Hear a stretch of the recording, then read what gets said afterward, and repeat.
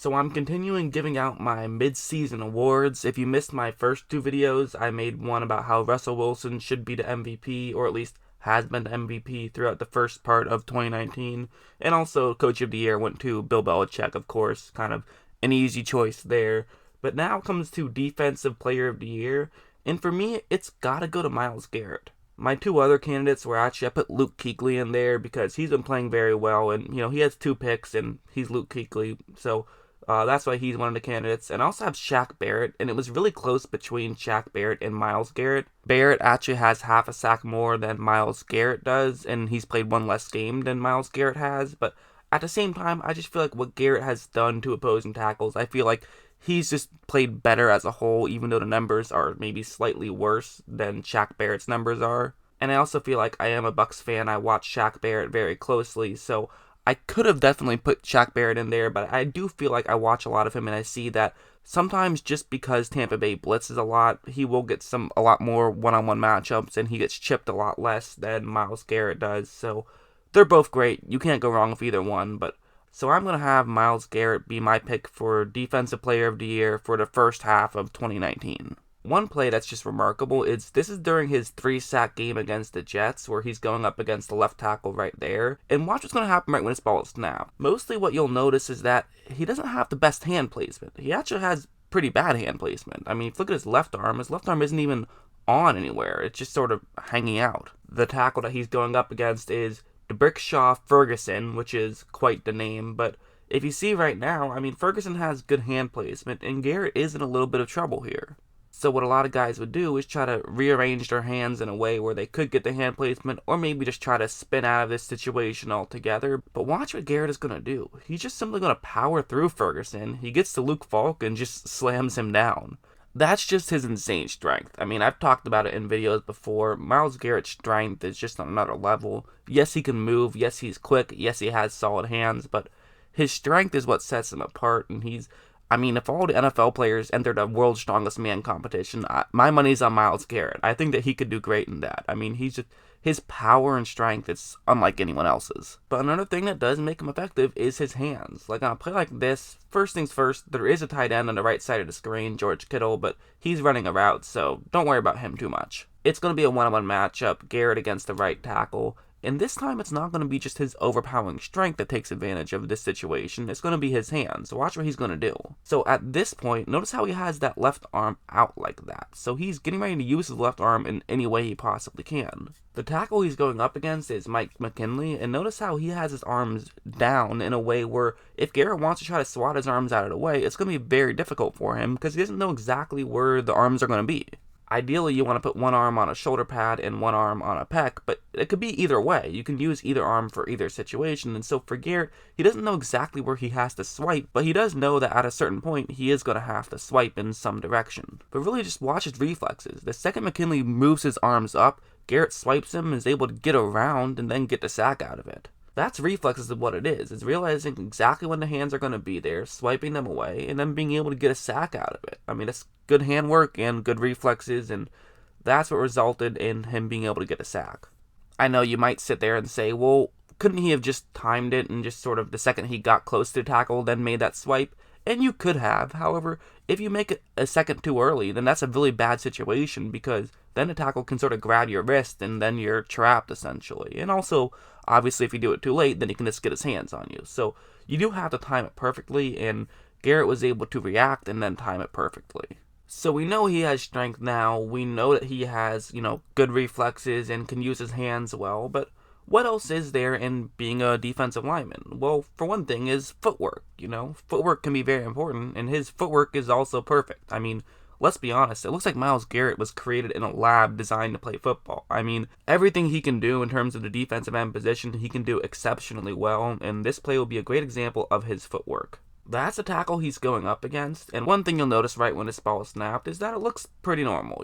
He's running to the bottom half of the screen. It's kind of what you would expect. He's going to try to get around a tackle. Maybe he'll do the same thing as last play where he tries to swipe one of the arms away and then get to Tom Brady. That's his plan on this one. At least that's what it appears. However, that's not what's going to end up happening. Watch this spin move right here. He spins over to the inside and is able to get to Brady before Brady can run around to the outside and get the sack out of it. I like that play for several reasons. One reason, he was quick enough to get to Brady, because Brady sees that, and Brady's a smart guy, obviously, not really saying too much with that comment, but so Brady sees what's going on, he can try to get to the outside, and he could potentially have all day to make a throw then. So that's a dangerous situation for Garrett. He has to get to Brady quickly, and he did. Another thing I really like about that play is the fact that you see the tackle kind of got his hands in a peculiar position for Garrett. Garrett could have tried to just draw a penalty on that one, but he just did the smart thing there, and he doesn't worry about the penalty. He just tries to get the sack out of it, fights through the contact, and is able to get a sack. And it wasn't a penalty, but some guys would kind of try to say, oh, he grabbed my face mask or something. That's not what Garrett did. Garrett just kept running and went to Brady and got the sack out of it, which is what you like to see. And also just the insane footwork of pulling off a spin move like that, especially just with his size, truly a tremendous play. So yeah, I think anyone who can read a box score and read a stat sheet could tell you that Myles Garrett is great at rushing the passer. The guy does have 10 sacks already. We're at the halfway point. He's played 9 games, but 10 sacks in 9 games is truly remarkable, and it's very impressive. Okay, so slight correction. For whatever reason, I had it in my head that the Browns had played 9 games. They've only played 8 at this point, so slight correction there. I mentioned it a couple times. I brought it up in the beginning of my video when I was comparing him to Shaq Barrett, and now I brought it up again. He's only played 8 games, not 9 games. So, again, nothing else really changes, but just that slight correction. But one other thing he absolutely can do is just stop the run. He is a good run stopper. That's not where he thrives. That's not what's going to make him his money, but he definitely can be effective in the run game, and he can have some great plays in the running game. Like, this one is an all-pro level run stop right here, where what's going to happen is there's going to be a double team right over there, and for Garrett, he just has a one-on-one matchup against the tackle. Because then for New England, the idea is they send their fullback up to block a linebacker in the area, and then they'll simply just send their halfback to follow, and he could potentially gain some yards. That's the way this play is going to work. But watch Garrett here. So typically in this situation, what you would expect is for a tackle to run out and try to block Garrett. But watch how he's just going to sidestep him and then get right in the path where he has to make a tackle, and he does make that tackle. He kind of runs through a couple of guys there too, making the tackle, because there was a fullback in the area, but he didn't care. He made the tackle, and that's a tremendous play. That's an all-pro level play. That's just an insane play. It's what it is. The fact that he can do something like that and also rush the passer, it's why he's going to be a $20 million man probably, because he's at that high of a level, and in my opinion, he is at the highest level of defensive players so far through the first half of 2019. I think even if he sucked at stopping the run, he probably would be at that level. But the fact that he actually is good at stopping the run and then obviously is elite at rushing the passer, that's what makes him a tremendous player to watch. And one last play, this play might not seem like it's a huge play, but it's a play I really like, where what's going to happen is there's once again going to be a double team in the middle of the field. However, this time the left tackle is going to just move up to block the linebacker, since this isn't going to be a run straight up the middle, it's going to be a run to the right side of the screen. So that means that for Garrett right there, he's unblocked on this play. This is something that they'll do pretty frequently. You leave the edge rusher unblocked since it's going to be run in the opposite direction, and it makes some sense. However, watch how this play is actually going to work out. More specifically, watch his hustle here. Since the halfback cuts back towards the middle, Garrett is actually able to be one of the guys who makes a tackle on this play, even though he was left unblocked and on the opposite side of the screen in a situation where a lot of guys would kind of just take this play off. I thought that he tracked the halfback very well, ran over, and made a tackle. Again, not a tremendous play, won't go on any highlight reel plays, but it's just a little bit of a hustle play that I like, of a play that most guys would say, well, I'm not going to be doing much here, so might as well just jog over. But that's not what Garrett did. He ran very quickly to try to make this tackle. He tracked the halfback very well, and so I thought that was a good play by Garrett. So yeah, the Cleveland Browns, they've definitely had a lot of disappointing things happen to them this season. It's definitely been a very disappointing season. I think that there was people talking about how they could potentially be a Super Bowl contender. They were at least thinking playoffs, and now it's starting to look like they might end up drafting top 10. That's definitely in the cards at this point. The Denver Broncos, who started off 0-4, now have a better record than the Cleveland Browns. That's just a frustrating situation if you are Cleveland.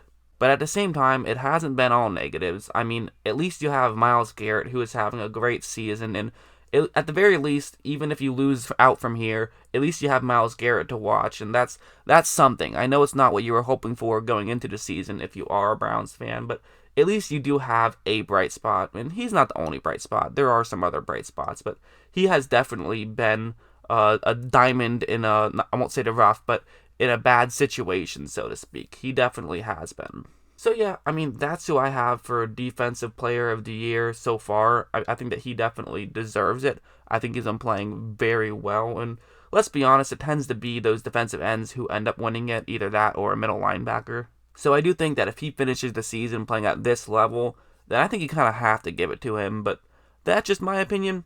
You know, that's what I do here, is give my opinion and also break down some films. So, hope you guys enjoyed this video, and as always, thanks for watching.